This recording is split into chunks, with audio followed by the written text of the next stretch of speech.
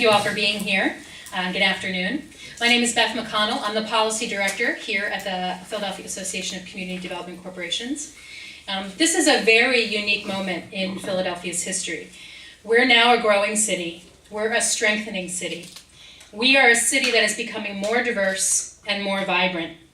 We're getting national media attention for our innovative pop-up gardens and our world-class cultural institutions and dining destinations that are the envy of New York. Thank you very much.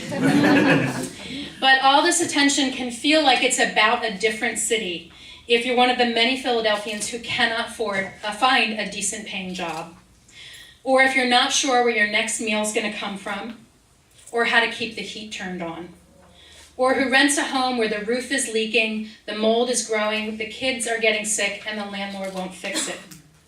Or if your walk to the bus stop forces you to walk by vacant lots that are filled with garbage and weeds.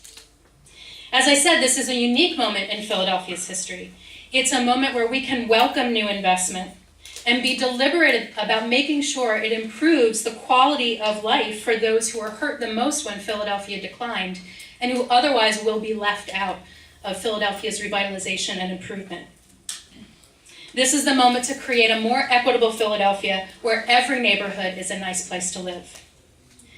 Over the next few weeks and months, PACDC will be promoting this platform with candidates for mayor and city council.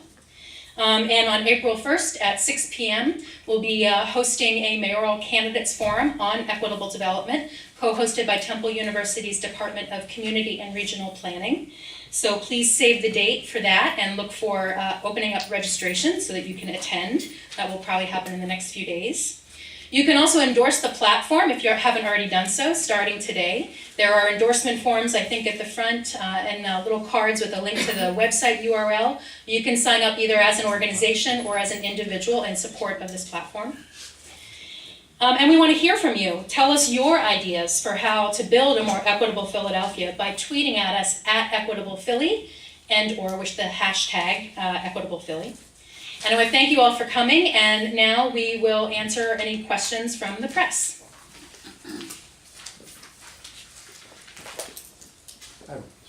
I'm Max from LDN News. Like any one of you can answer these questions, not that one in particular. But about mixed income housing that you talked about that's in Chinatown and that is more and more developing, NKCDC is a mixed income project north of Lehigh. And what sort of incubators can be used to look at for successful models of mixed income housing that works in the long run, and that's actually not going to turn either totally low income or totally just sort of majority higher income. So in Chinatown. John, do you want to come? So in Chinatown in 1977, our organization built one of the first mixed income homeownership developments on the north side of the Vine Street Expressway. That was 51 units, of which 36 were low income, 15 market rate units. So, you count the years, 1997 to today, there were 2 houses that were sold over that period of time. It's very successful, it's in great condition, it's great shape, and it's, I think, a great model of how neighborhoods can mix income in one development. So I think there's a lot to be said that it's not so much, we shouldn't be looking at challenges, but we should be looking at best practices and models. I agree. Oh, please. Hi, in Philadelphia, in my neighborhood, and here in Prairie Hill, we have the opposite. We have very low income families there. So we're trying to reverse that and bring families with higher incomes. And we were able to do that. We just built 50 units of homeownership housing. So we were able to ask our funders to allow us to have 10 units set aside for higher income families, 80% and above. And what we're doing with the neighborhood surrounding it is trying to preserve the units that are there. We work with Rebuilding Together Philadelphia. We participated in home rehabilitation programs. So the neighbors that are around there can also take advantage of the new investments. And now what we're doing is, because we have a mixed income community there now, we're able to take that model and expand it to the other blocks around it, where we're engaging other people and we're trying to say, hey, this is a good neighborhood where other families can come with higher incomes, so we don't have too much of one In our case, it's too much of low-income families. So we're trying to diversify the mix that way, and trying to make sure that we create new affordable housing for the people that live there, attract new investment, and that way everybody benefits. Sandy's just gonna talk a bit about Awesome Town. Right, so anybody who hasn't heard about Awesome Town yet, it's awesome. It's a project that we are doing in Fishtown, which, as most of you know, is an area that is becoming a higher income area. And we wanted to preserve housing for the people that have been living in this neighborhood for a long time. So what we were able to do is we were able to get a piece of ground from the city, and that's the only subsidy that's in this project. We're building 14 houses. 10 of the houses are being sold at market rate, which in Fishtown now is between $400,000 and $450,000, which is absolutely insane, I know. And the other 4 houses are being subsidized by those 10 houses so that we're able to sell them for $200,000, which isn't as low as we would have liked to have been able to go, but without doing any other subsidy, it was the best we could do. But it is a way that we were able to keep 4 moderate income people in the neighborhood.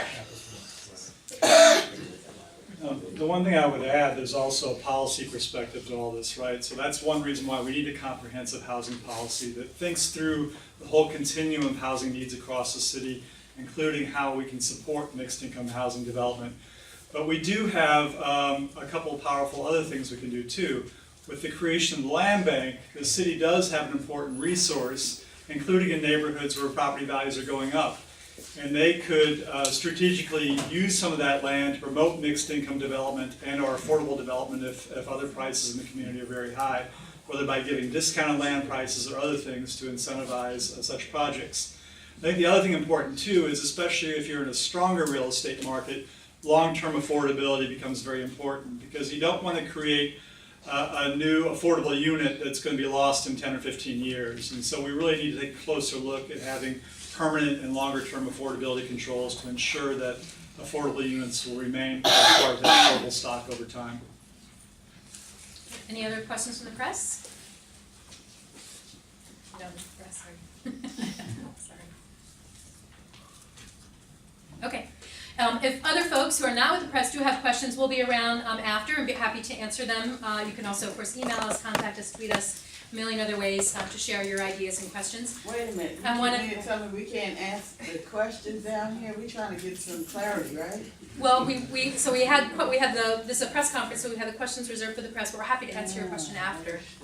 I'll answer your question just as we wrap up right now. So I want to thank everybody might for. have the same question or some of the same. Okay, why don't you go ahead and ask I the was question. wondering about Habitat for Humanity.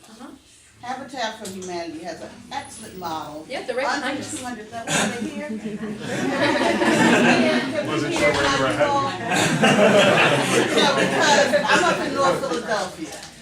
And we are, understand we're going through gentrification, but you're talking about 200,000, I'm a real estate professional, and I would love to sell $200,000 homes, because I make money. But we're talking about housing as shelter, and as our community changes, I think we need to look at the Habitat for Humanity model. They are a part of your organization, right? Absolutely. Please, let's do that. Sure, absolutely. I think when we call for a comprehensive housing strategy, as well as at least doubling of resources to the Housing Trust Fund, and looking at other ways that we can fund more affordable homes, I think we really need to look at a whole range of options that need to be available for very, very low income folks. We need to think about home ownership. We also need to think about rental, and we also need to think about how to preserve our existing affordable housing stock that is literally falling down around us, and with a small investment of a few $1,000s to fix the roof or the leaks, can remain an affordable, quality place for people to live. So I don't know, Frank or Kara, if you want to add anything about Habitat's work, or. We'll talk to you a little bit after this. Great. Thank you all again for coming. We really appreciate it. Please enjoy coffee and cookies.